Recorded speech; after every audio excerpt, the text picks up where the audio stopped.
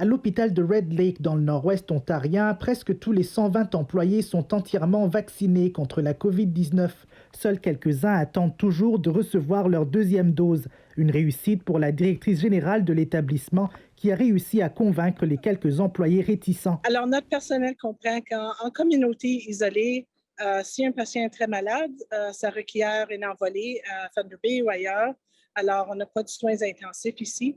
Ça fait qu'ils veulent prendre soin de nos patients, puis ils prennent soin d'eux mêmes en s'immunisant pour protéger nos patients et notre communauté. À Thunder Bay, les autorités sanitaires prennent les grands moyens. L'hôpital a déjà suspendu 4 employés sans salaire qui ne voulaient pas se plier à la directive provinciale stipulant que les travailleurs de la santé doivent se faire vacciner ou subir un test de dépistage fréquent.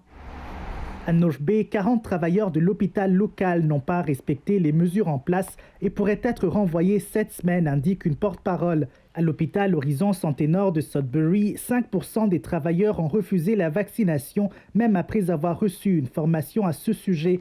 L'établissement dénombre jusqu'à 70 travailleurs non vaccinés qui s'exposent à une suspension s'ils ne présentent pas de résultats de dépistage négatifs 2 fois la semaine. Des mesures que soutient l'Association des infirmières autorisées de l'Ontario. So if our first duty is to protect, to do no harm, it's in our code of ethics to do no harm.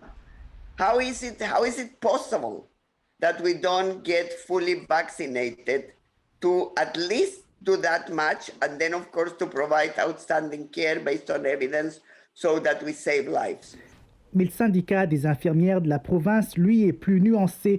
Il encourage la vaccination, mais s'oppose à la suspension de ses membres. Dans une déclaration, l'Association des infirmières de l'Ontario souligne d'ailleurs sa responsabilité légale à les défendre. Elle évaluera les situations individuelles liées au refus de la vaccination en se basant sur la convention collective, les lois provinciales et le Code des droits de la personne. Mais les recours judiciaires pour les travailleurs suspendus pourraient être minces, estime cet expert. C'est devenu une condition d'emploi nécessaire. C'est ça qu'il faut bien comprendre.